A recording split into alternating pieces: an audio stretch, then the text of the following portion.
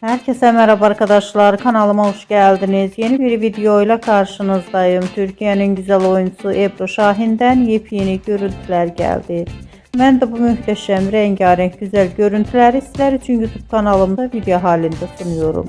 Umarım beğenirsiniz. Arkadaşlar, videomu beğendiyseniz kanalımı izlemeyi ve bildirim butonuna basmayı unutmayın. Şimdilik benden bu kadar olsun. Yeni videomuzda görüşmek üzere. Hoşça kalın, sağlıklı kalın. Umarım videomu sona kadar izleyeceksiniz ve beğeneceksiniz. İyi seyirler.